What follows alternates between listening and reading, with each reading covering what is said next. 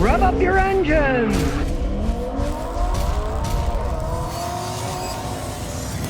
Well, Autoblog just came out with a list of cars most likely to have major powertrain problems, and I gotta say, I agree with quite a few of them. One of the big ones on the list, of course, is Audi. I knew that for a long time. The 2010 GMC Acadia also meets the list. That's when they switched to direct injected V6 and changed the transmissions and had all kinds of problems. So stay away from a 2010 GMC Acadia if you value your money. 2006 Buick Lucerne, between 110 to 140,000 miles. They generally have engine or transmission problems. And hilariously enough, the upgraded engine for the 2006 Lucerne was the infamous 4.6 liter North Star V8 that had head gasket problems, so you want to stay away from those too. The next one is the 2003 Acura Mdx. They have a lot of transmission problems. They generally have the most large problems starting at like 190,000 miles, so at least they lasted a lot longer than the American cars and the Audis did before they fell apart. The next one on the list is the 2010 Cadillac Srx. No surprise, I had customers with those. I even had a lawyer customer with one. He was a corporate lawyer. He made a lot of money. He got rid of it. He said it was the biggest pile of junk I ever had. He bought himself a new Acura instead, and he's still driving it. He loves it. The next one is a 2006 Jeep Wrangler Unlimited, especially the ones with the 4-cylinder 2.5 engine, which wasn't powerful enough and would come apart at about 150,000 miles. The engine and or the transmission would break on those. So stay away from 06 Jeep Wrangler Unlimiteds, especially the ones with the 4-cylinder engine. And another one on the list is an 08 Mini Cooper. Well, I tell you to stay away from any of the Mini Coopers, but 08 was their worst model. The engines would break down. The 4-cylinder engines just were too weak for it. And the 6-speed automatic transmissions were pretty crappy too, so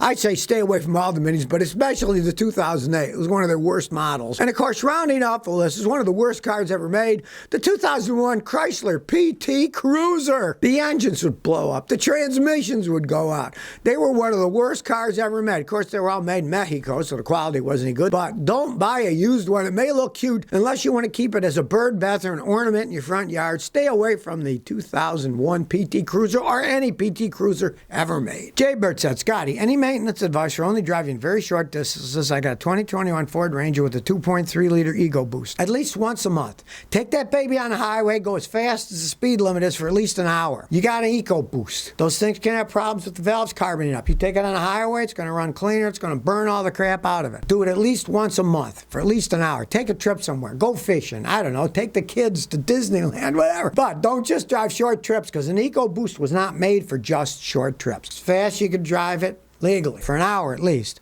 and then it'll help clean it up. Don't just turtle around, because they're not made for that kind of stuff. People have had the Ford Broncos out for a little while, and the owners are already reporting problems. They're saying that there's some kind of crenulation on the paint that's fading. Liner is coming apart already. They're saying that the roof has a honeycomb or snakeskin type veneer on it. You look at it and the paint's already messed up. The whole idea, putting a bunch of these things out with a 3-cylinder turbocharged engine. People say they rumble too much. Come on, you get a vehicle and you put a tiny little 3-cylinder engine in it. I mean, they're trying to squeeze the gas mileage BS out of these things. You want something that's supposedly off-road with the tiny little engine. Doesn't make any sense to me. The 1.5 liter 3-cylinder engine is the standard engine. Only if you get the top of the range Badlands do you get a 2 liter 4-cylinder engine. A little bit too much cost cutting here, if you ask me. And it's supposed to be off-road, right? How come they have 1-piston calipers? Why? Because it's cheaper to make them that way. You put too many bean counting, let's save money, put a little 3-cylinder engine in it to, give these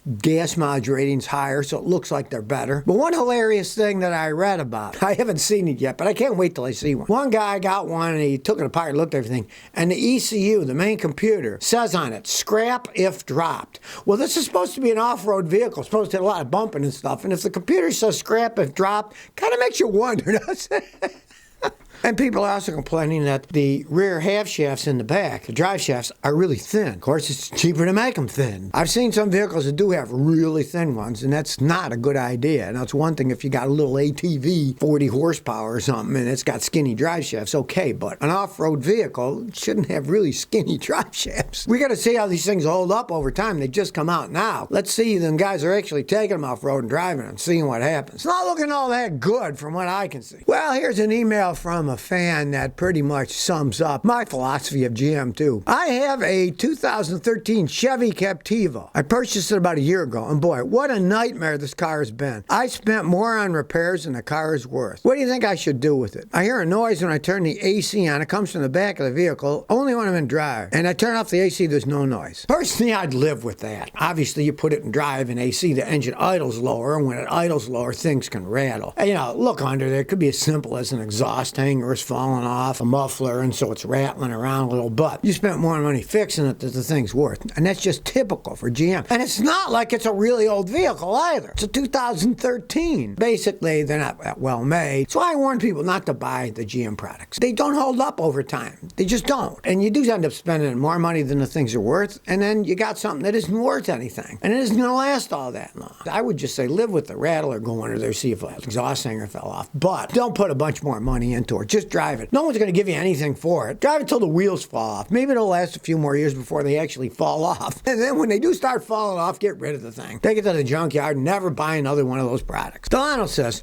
I'm wondering if car washers you run clean under your car. Is it better to wash it myself? Well, you might want to watch my video, Why Not to Use a Car Wash. It explains it all. A lot of them do have squirters under the car that squirt under the car. And if you live up north, there's a lot of salt in the winter. It's a good idea to clean under the car. The problem with a car wash is car washes generally can scratch your car. They got brushes and stuff that go on, and it doesn't matter if they clean them once in a while. If you ever go in and look at one, they're kind of slimy anyways. I've touched them and they're really dirty. But even if they clean them, that cleans the car in front of you, then the dirt's on it, then it cleans the car after you, and unless you're the first guy in the morning there, you're getting all the dirt from the other car scratching your car. You get what are called micro scratches. It's not a good idea to go to a car wash. Now, if they have the ones that say are touchless, that they just spray and clean, okay, that's not going to scratch your paint. But on the other hand, it's not going to clean your car that well. The only way to really clean it is to lather it up, get a nice sheepskin mitt, and clean all the dirt off once it's lathered up, then rinse it all off, then hand dry it. But, if push comes to shove,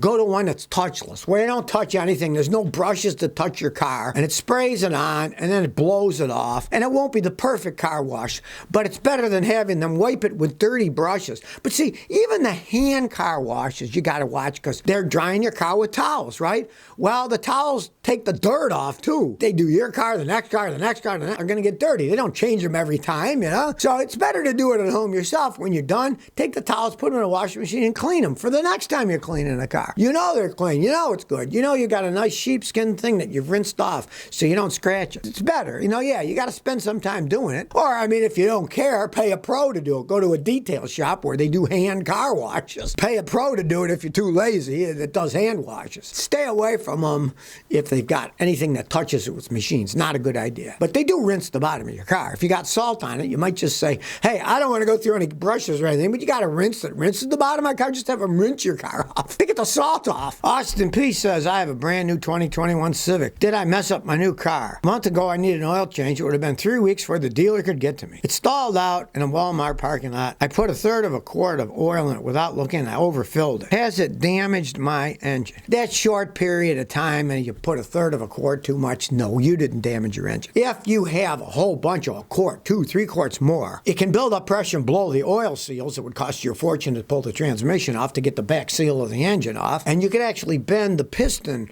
rods because you'd have so much oil, there's just too much pressure, and then it bends things. But that little bit, no, you didn't hurt anything. But, don't just randomly throw oil in. Check levels. And always remember, turn the engine off. Let it sit 5 minutes. And make sure you're on a flat, level surface. Even my father ran a gas station once said, oh, my Toyota's low on oil. What do I do? Well, he checked the oil on a hill, put it on a flat surface. It was full. So make sure you check on a flat surface after it's sat for 5 minutes so it can all drain down and you'll get a correct reading. And always keep it right. Don't make it low and don't make it full. It's a new Honda. They don't burn oil. That's new. You didn't do any damage yet, but just make sure you check it at a flat level after it's shut off for 5 minutes before you do anything. Well, you're going to have to wait another 2 years before Volkswagen comes out with their electric microbus. But if you can't wait, well, Lego now has a kit for $206.95 of the original microbus. I got to say, it's cool. If your kids are into it or if you're into it, buy the kit and put it together. I mean, you can see it looks really cool. It's got a wraparound front windshield, sliding door, pop-up roof, and a tent, and a pair of folding chairs. Now, this is called the T2 Microbus kit by Lego. They already had T1, the early one. This is the later model one that has all the cool stuff on it. It even has fabric curtains, kitchen area, cabinets, refrigerator, sink, and gas stove. Even has a surfboard in the kit. And you can pick either a German or an American license plate to put on it. So, you won't be able to get the electric version for a couple of years, but you can get a nice Lego version of the old Microbus. I gotta say, it's cool looking. You know, if I was a kid, I definitely want one of those things. Heck, I even want one of them now. So if you're listening, Lego, why don't you send me one of those kits? And I'll put it together and give it to the grandkids. They'll probably have a riot with the thing. So if you never want to miss another one of my new car repair videos, remember to ring that bell.